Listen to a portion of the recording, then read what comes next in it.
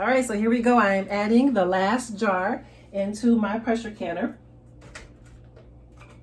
And I'm excited about this because I got quite a few jars in here.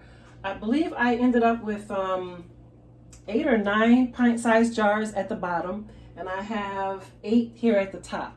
So that is so exciting.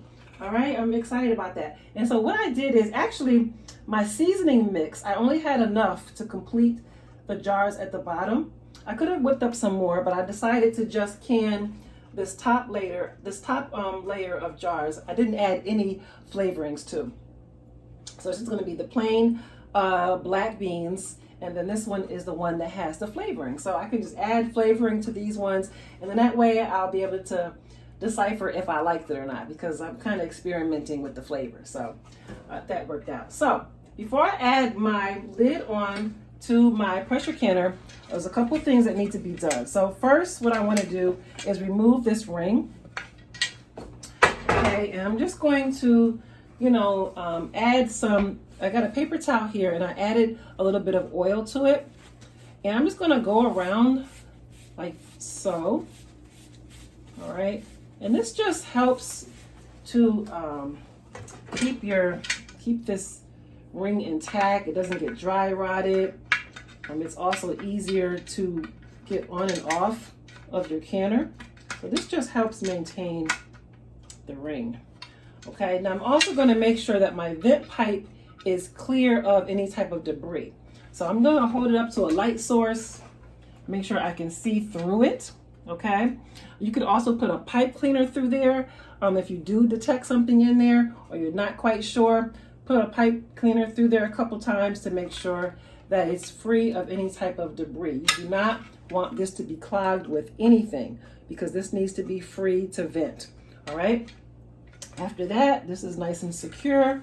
Everything is looking good. So I'm going to go ahead and add this on now. So I'm just going to measure up my notches on the handle to the notch here on the lid.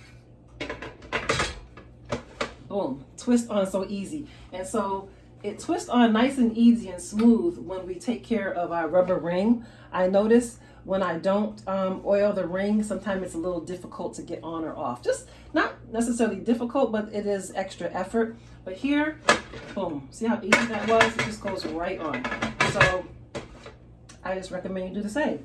All right, so we are ready to get started. So I'm gonna now turn my heat up to a nice high, as high as my flame can go.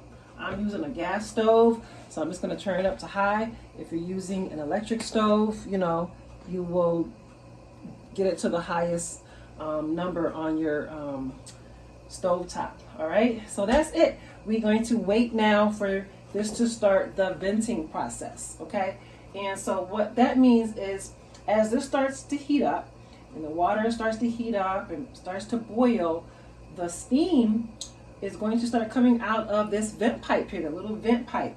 All right, and so we're going to wait for that to start happening, and then we're going to wait for it to become a nice, strong, steady stream of vapor coming up out of there, or exhausting. Okay, and once that happens, I'll set my timer for 10 minutes, okay, because it needs to vent for 10 consecutive minutes at a strong vent. And I'll show you what that looks like in a moment. All right, so we are starting to build up some steam coming from the vent pipe. Back here, my vent lock has not popped up yet, but it will be soon. Let's see if I can bring you in a little closer. See the little back here? That is the vent lock the vent lock, excuse me. And that's going to pop up shortly. Now, if you look at this dial gauge, you notice that the dial is not moving. That is because we're not building up pressure just yet. Right now, we're just venting. We're just exhausting right now. And so that air is coming up out of the pipe. So once we put a regulator on top of that, that's when the pressure will start to build up inside, okay? And I'm going to be using my weighted regulator here, okay? 10 psi, so I'm just going to add one on. So you need to know what your elevation is, where you're canning from, to know how many rings to put on, okay?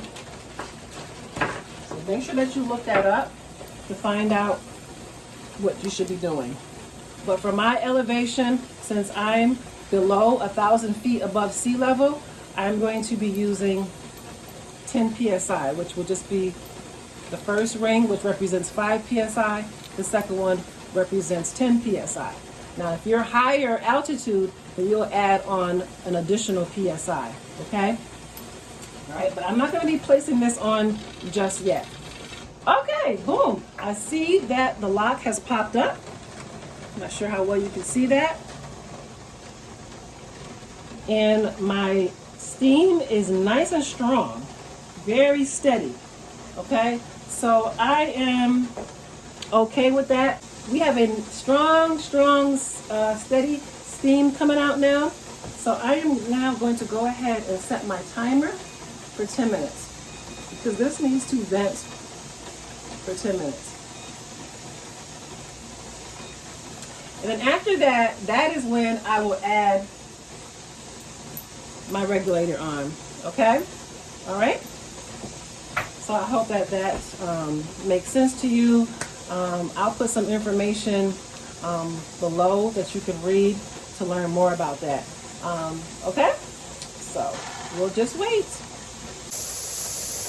All right, it has been 10 minutes of the venting process, okay? So this has been venting for 10 minutes straight. Nice strong steam coming out of there, okay? The timer has gone off, and it's now time to add my regulator on there, okay? And so for my altitude, I'm going to be canning at, 11 psi or 10 psi. So really it's going to be 10 psi using the weights. If I was just going by my dial gauge, it would be 11 psi. I say all that to say you need to know your exact elevation or altitude of the location, the actual kitchen that you are canning from, to know how many rings that you're going to be using if you're using this style, okay? Or if you're using this style, you still need to know what PSI you're going to be canning at. So for me, I am canning from an altitude that is below 1,000 feet above sea level. So I'm going to be just using the one ring, well, two rings basically. This ring is the first one, that's the second one, and together they equal 10, so they're 5 each, okay? So 5 plus 5 is 10. I'm canning using 10 psi weight, okay? So like I said, the timer has gone off. And I'm just gonna add it onto my vent pipe now. So if this is your first time doing this, this makes you a little nervous, feel free to grab a pot holder, okay, and do it that way. All right, you grab a pot holder and then just place it on there like so, okay? But I'm going to not use a pot. I used to use a pot holder all the time because I was so afraid of doing that. But it's nothing to it for me now. And I'm just gonna show you without doing the pot holder, without using a pot holder, so that you can see how easy it is. Nothing to be afraid of. Just come from the side and boom, you're done. Okay, very easy. All right, and so now what's happening, now that the steam is not escaping, it's going to start building up inside. Pressure is going to start building up inside this canner. And that's what we want. That's how we pressure can. So this dial is going to start moving now. And once it gets over to 11 psi, or this starts to jiggle, I'm going to know it's at the pressure it needs to be. I'm going to maintain it, and then I'll start my timer for 75 minutes because that is what's required. That's the processing time for these beans, okay? So right now we're not quite at a 5, but it will start getting there soon. It's going to start making progress. And usually when I get to about a 8, I actually turn my heat down a little bit, just so that it doesn't go too far above, too far past the 11 psi on the dial, okay? Because the idea is you want to get it especially when we're using this style of a regulator. Once it starts rocking, we want it to maintain a steady rock, but we don't want to exhaust all of our liquid out of the canner.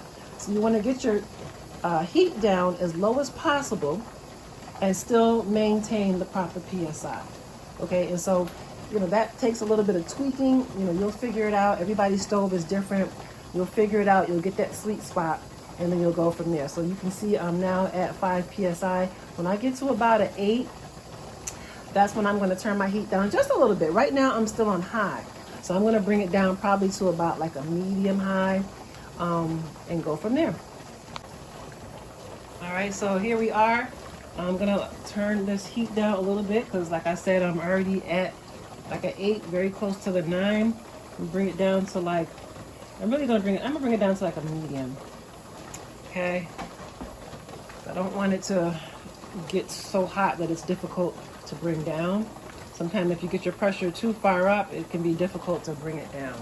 All right, so that's why you want to start adjusting a little bit ahead of time. And so if you notice, this my weight on my regulator is not moving yet. It's still. It's going to start rocking. When you see this get on the 11 PSI, this will start rocking, and that is your indicator that we are now, pressure has now built up. Okay, and we could really start the timer right then, but I like to make sure that it is maintaining where it needs to be.